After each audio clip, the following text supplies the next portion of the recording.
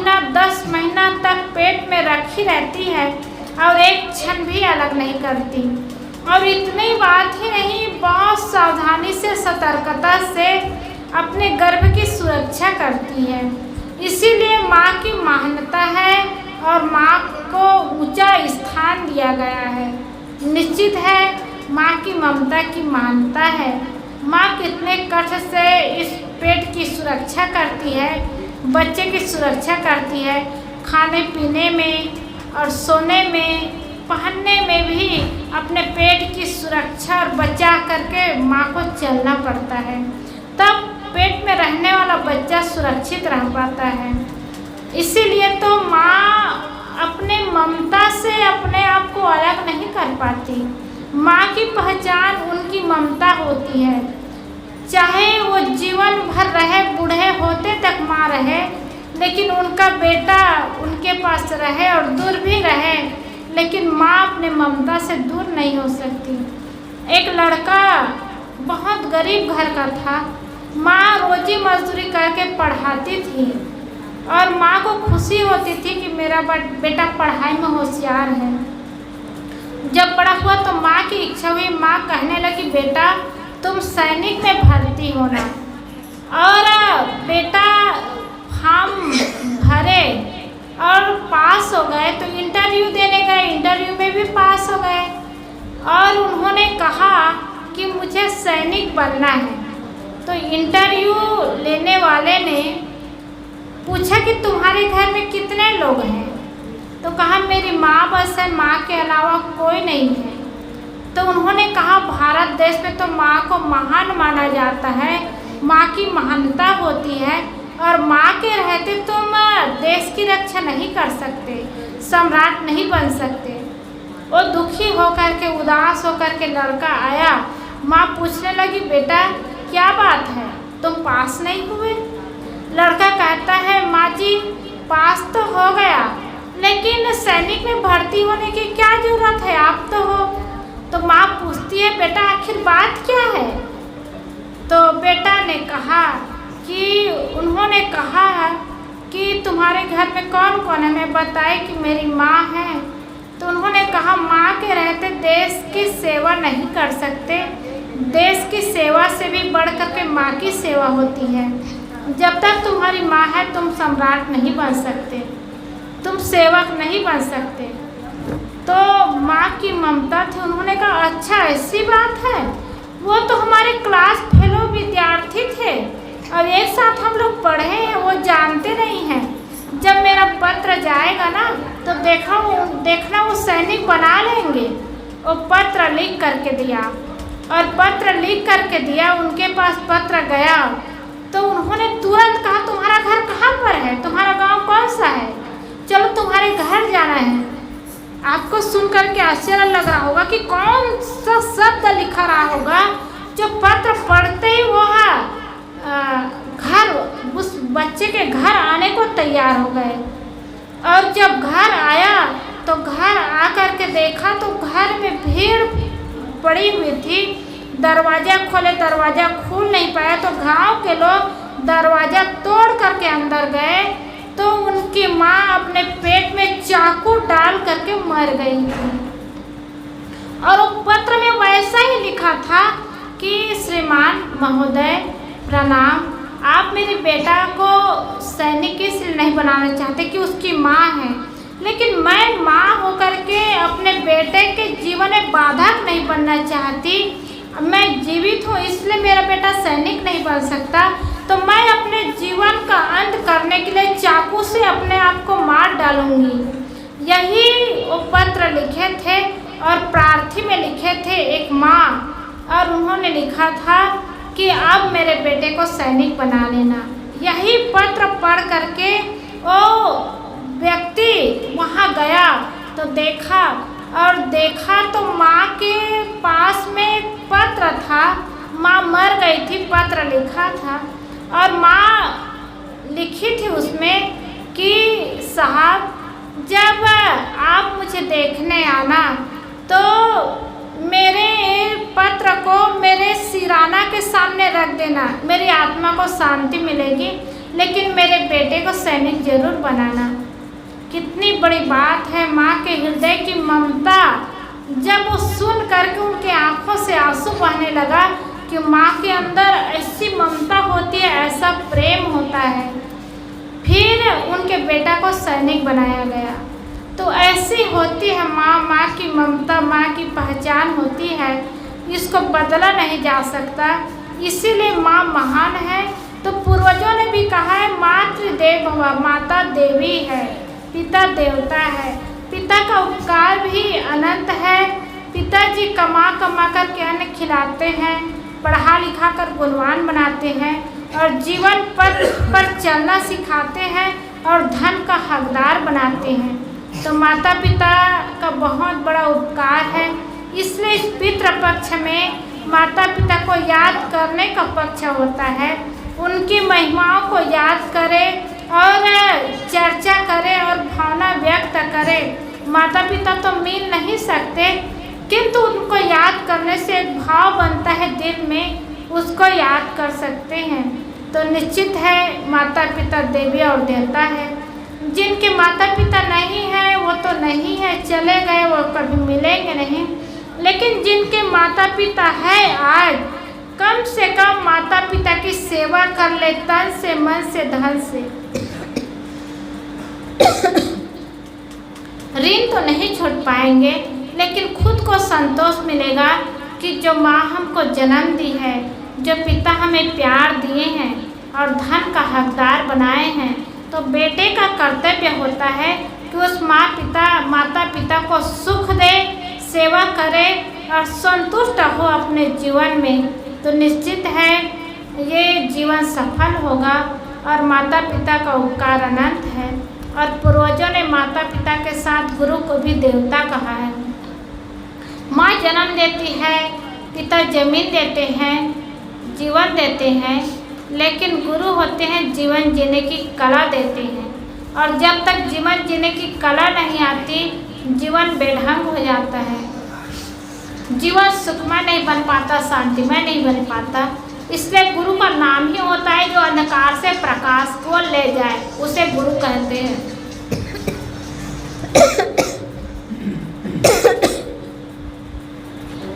इसलिए गुरु मिल जाता है, गुरु का ज्ञान मिलता है तो हमारा अज्ञान अंधकार दूर हो जाता है और हृदय ज्ञान प्रकाश से भर जाता है।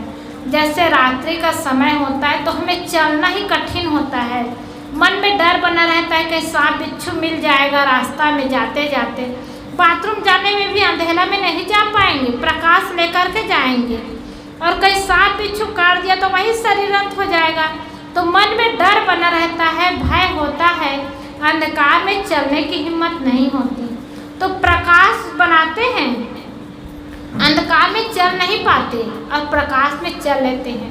वैसे जीवन अंधकारमय होता है और गुरु का ज्ञान मिलता है तो जीवन में प्रकाश हो जाता है, प्रकाशमय जीवन बन जाता है और प्रकाश में चलना सरल होता है। वैसे गुरु का आधार मिलता है, गुरु का ज्ञान मिलता है, गुरु का सहारा मिलता है तो जीवन जीना सरल हो जाता है और सहज ढंग से जीवन जिया जा सकता है। हम सब जितने बैठे हैं सब गुरु को प्राप्त किए हैं, गुरु का ज्ञान मिला है, गुरु का आधार मिला है तो जीवन जीना सहज हो गया। मेरी ऐसी घटना आप बहुत लोग सुने हैं और सुनने में भी आ रहा है कि मेरे साथ कैसी कैसी घटना हुई और कैसा जीवन रहा। जन्म और मृत्यु के बीच में मेरा जीवन बचा है। और ऐसी स्थिति में भी बहुत संत लोग पूछते हैं क्या तुमको नींद आती है रात में, क्या चिंता होती है? मुझे चिंता तो नहीं होती, मुझे नींद भी अच्छी आती है। लेकिन पूछने वाले के मन में होता है, बहुत लोग पूछते हैं, बहुतों का फोन आता है तो किस चीज़ की चिंता होती है, क्या बात है और नींद आती है कि नहीं आती। अब मैं चिंता करूं तो किस चीज़ की चिंता करूं, क्योंकि माता पिता 20-25 साल हो गए माता पिता से दूर हुए और परिवार से दूर हुए। किस चीज़ के लिए चिंता करूं? शरीर की बात है तो शरीर को तो बचा करके रख नहीं सकते, एक दिन शरीर का अंत होना ही है, शरीर का नाश होगा। अब मेरा प्रारब्ध बचने का था इसलिए बच गई, आप सबके प्यार से, आप सबके सहयोग से। लेकिन बचने का समय जाने का समय आएगा तो कोई नहीं बचा सकेंगे। और ये मेरा बचने का समय था, किसी भी स्थिति से मेरा शरीर बच गया और आप सबके बीच में बैठी हूँ, कुछ बोल रही हूँ और आप सबके बीच में मिल रही हूँ। ये मेरे लिए बड़ी बात है। लोगों से सुनने को मिलता है कि मेरे जीवन में कैसी कैसी घटना घटी, मुझे ज्ञान नहीं है, मुझे एहसास नहीं है। मैं जानती हूँ तो मुझे सिर्फ अच्छाई का एहसास है। मेरा जीवन अच्छा से बीता, संत गुरुजनों का प्यार मिला, भक्तों का प्यार मिला और प्यार से मेरा मन और मनोबल बढ़ता गया, मुझे साहस होता गया, मेरा जीवन सुंदर और सुखमय बनता गया। तो गुरु का आधार मिलता है, गुरु का प्यार मिलता है तो जीवन जीना सहज हो जाता है। तो मुझे भी गुरु का प्यार मिला, गुरु का आधार मिला और गुरु का सहारा मिला। तो ऐसी स्थिति में भी मैं जीवन जी रही हूँ, ये बड़ी बात है। और गुरु का ज्ञान न मिला होता तो मैं भी रोती रहती, बिस्तर में पड़े रहते और पछताती रहती। लेकिन आज सुख और शांति से मैं जीवन जी रही हूँ। इसलिए गुरु देवता है, गुरु का उपकार अभी अनंत है। अतिथि को देवता इसलिए कहते हैं जिनके आने का समय निर्धारित नहीं होता, लेकिन जिस घर में, जिस परिवार में अतिथि आते हैं वो घर में, वो परिवार में सुकृति और संपत्ति बढ़ती है। इसलिए अतिथि का सम्मान होना चाहिए, आदर करना चाहिए अपने शक्ति और सामर्थ्य के अनुसार। तो ये पितृपक्ष में पूर्वजों को याद करने का समय है। माता पिता और जो चले गए उनको याद करते हुए उनकी अच्छाई को ले और बुराई को त्यागते जाए। एक बार दो भाई थे और एक भाई बहुत शराबी हो गया था, दूसरा भाई बहुत अच्छा आदमी बन गया था। तो जो शराबी हो गया था उनको पूछा गया कि तुम्हें कहाँ से सीख मिली, तुम शराब पीना कहाँ से सीखे? तो उन्होंने कहा कि मैं अपने पिताजी से सीखा हूँ। पिताजी नहीं थे। उन्होंने कहा मैं अपने पिताजी से सीखा हूँ। कहा पिताजी से कैसे सीखे? तो उन्होंने बताया मेरे पिताजी शराब पी करके आते थे और परिवार में सबसे लड़ाई करते थे, झगड़ा करते थे, उल्टा सीधा बोलते थे और उनको देख देख करके मेरे स्वभाव ऐसा बन गया और शराब पीना मैं सीख गया और यही स्वभाव उनका बन गया। और गांव के लोग, एक ही भाई है और एक ही माँ के बेटा है, एक ही पिता के बच्चे हैं, सोच करके दूसरा लड़का के पास गया। वो बहुत अच्छा बच्चा था। उनके पास जाकर के कहा, पूछा कि तुम्हारे पास ये गुण और तुम्हारे पास ये कला तुम कहाँ से सीखे? तो छोटा बेटा बताया मैं अपने पिताजी से। बड़ा लड़का बताया कि मैं अपने पिताजी से शराब पीना सीखा हूँ, झगड़ा लड़ाई करना सीखा हूँ।